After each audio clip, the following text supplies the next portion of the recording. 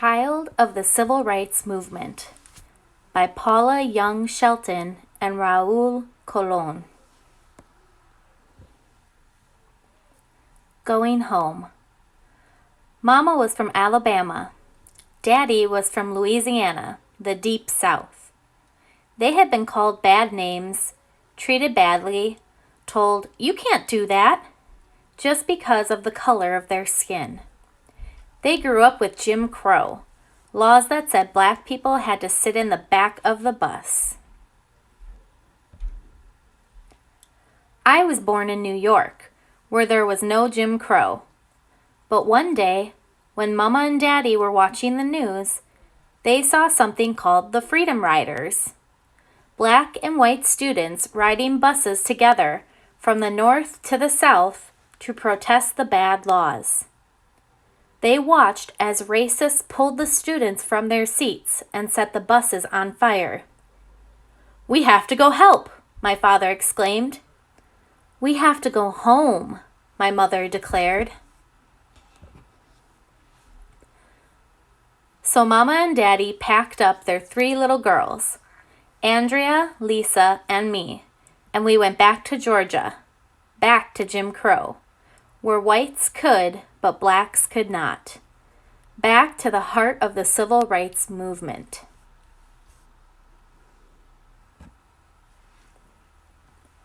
My first protest. In our new home in Atlanta, Jim Crow was everywhere. At first, I thought Jim Crow was a big black crow that squawked whenever a black person tried to get a good seat. "Caw, caw! You can't sit there!" But really, he was a white man who lived long ago. He painted his face black and made fun of African Americans. He didn't sound very nice to me. I guess that's why they named the laws after him, because they weren't very nice either. Despite Jim Crow, a few restaurants had opened where blacks and whites could eat together. One Sunday, Mama and Daddy decided to see how far things had really come. So after church, we went to have brunch at the brand new Holiday Inn restaurant.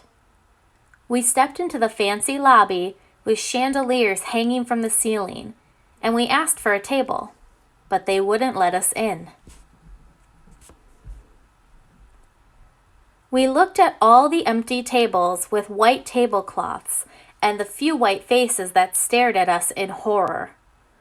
All we wanted was to sit down and eat. I was so hungry that I started crying, but they wouldn't let us in.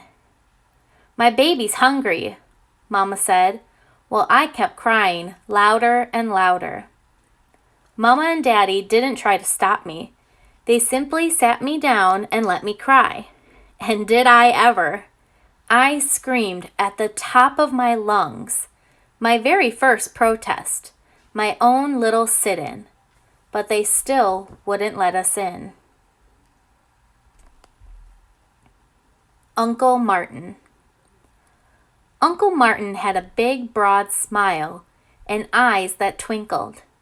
"Come here, girl," he'd say whenever our families would meet at one of the only pools for African Americans in Atlanta, the Ollie Street YMCA. "Are you ready to get in that water and teach me how to swim?" Run!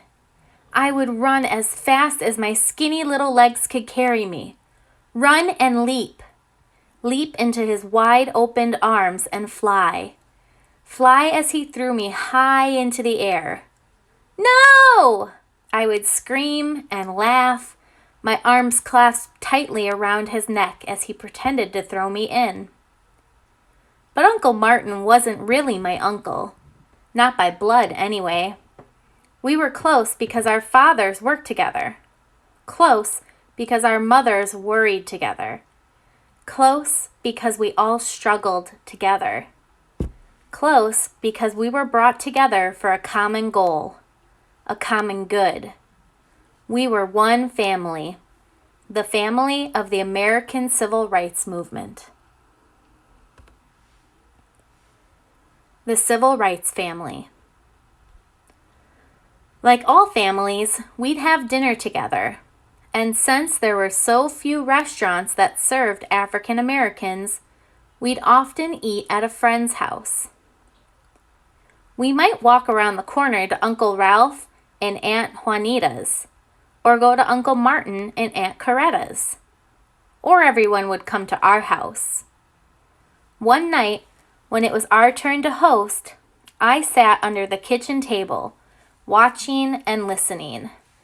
Watching the folks in the dining room, listening to the booming voices, angry sometimes very angry. They were talking about Selma, Alabama, where, as in most cities in the South, blacks had been denied the right to vote. They were organizing a huge march to protest, from Selma to Montgomery. They had already marched twice before, and twice before they'd been beaten back. With everyone trying to talk at once, I thought they sounded just like instruments tuning up before a concert. Blackwell, the professor, was like a trombone, so smooth, clearly presenting the facts. Hosea ambled around the table in his overalls, tooting like a tuba. I was in Selma last time, and we've got to go back. Let's wait, Daddy said, the mellow saxophone of reason. I flinched when Big Orange stood up, his huge frame towering above everyone else. That ain't right, Andy, he boomed like a bass drum. We gotta go help those folks now.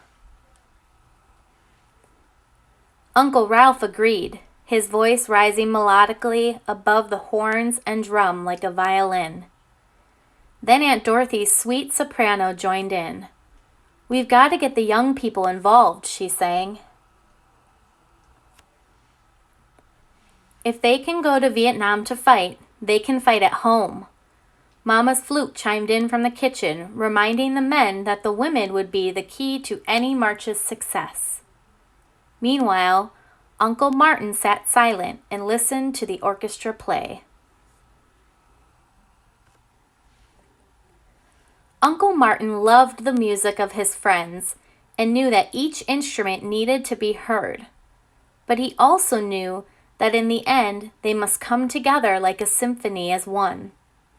Paula, baby, Mama said, set the table. I slipped out from my hiding place, grabbed the napkins and forks, and bounced into the dining room, my nightgown fluttering behind me. The discussion continued as passionately as before, but as I set each place, the person seated paused, looking at me and smiled, patted my head, or gave me a gentle hug. Dinner's ready, Mama called, carrying a large dish of macaroni and cheese. Let me help you, Jean, Aunt Dorothy volunteered, and went to get the bowl of green beans and a pitcher of sweet tea. In the kitchen, Andrea grabbed the baked chicken and marched in first, as always. Lisa came next, carrying a big, beautiful salad, and I got the basket of cornbread. Sometime later, when everyone was done, there were hugs and kisses and "I'm so full I can't walks," and raving about the macaroni and cheese, which seemed to come from a magic pot that filled up every time you scooped some of the creamy casserole onto a plate. No matter how many people came to dinner, there was always enough to go around, enough to strengthen, enough to comfort the family of the civil rights movement.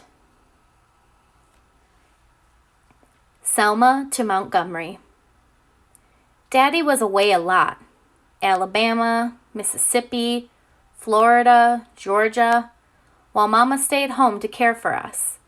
He was away marching, organizing, registering voters, protesting unfair laws, teaching nonviolence.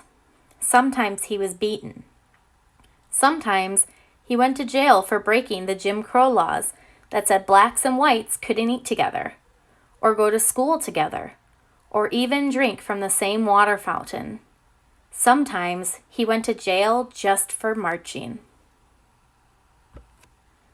But when Daddy was getting ready to march to Montgomery, Mama said, "I'm marching too." So they packed up their 3 little girls and we headed to Selma. We gathered at Brown Chapel AME Church the next morning with thousands of others. I looked around and saw so many different kinds of people. Black and white, young and old, rich and poor. There were Jewish rabbis, Catholic priests, and lots of Baptist ministers. There was even a man with 1 leg who everyone called Sunshine. There were people from the south and people from the north. One group had come all the way from Hawaii, and they handed out leis to the leaders. Excitement flashed through the air like lightning. Then, Uncle Martin linked arms with a priest and extended his hand to Aunt Coretta as if to ask her to dance. And the march was on. Since I was only 4 years old, I could walk for just a little while. Mama carried me until she got tired, and then I got passed from aunt to uncle to aunt. Lisa was 8, still small enough to ride on Daddy's shoulders as he jogged up and down the long line of marchers, shouting at us to pick up the pace or starting a song to keep our spirits high. He ran up and down that long line so many times, he said he marched from Selma to Montgomery 10 times that week. Andrea was 10 years old, and she marched proudly that day. "Do you want to ride?" Mama asked, offering to put her in one of the cars that followed behind for old folks and young folks and just plain tired folks. "No, I want to march," she answered firmly. That night, I fell asleep in Mama's arms. When I woke up, I was at my grandparents' house, not far from Selma. Andrea, Lisa, and I spent the rest of the week there while Mama and Daddy continued on. It would take 4 days to march the 50 miles from Selma to Montgomery. The National Guard escorting the peaceful protesters the whole way to keep them safe. All over the country, people watched on TV as the group marched triumphantly to Montgomery. President Johnson saw it too. The Voting Rights Act of 1965. Then one joyous evening, the 6th of August, 1965, my family sat around our small black and white television set. Uncle Martin stood over the shoulder of President Johnson and watched him sign the bill that would make sure all people, black and white, could vote and no one could stop them. Curled up on Mama's lap, I thought about our march while pictures flashed across the screen. Andrea and Lisa shouted at the TV, pointing out folks we knew and the places we'd been. We talked about the singing, the praying, the friends and family, even the tired feet. It made me glow with pride to know that I had played one small part. But even then, I also knew that we'd won just one battle, and there were many more to come. And one day, when Mama and Daddy were too tired to march, too weary to carry us on their shoulders, too exhausted to fight another battle, the baton would pass to us and we would march on, children of the civil rights movement. The end.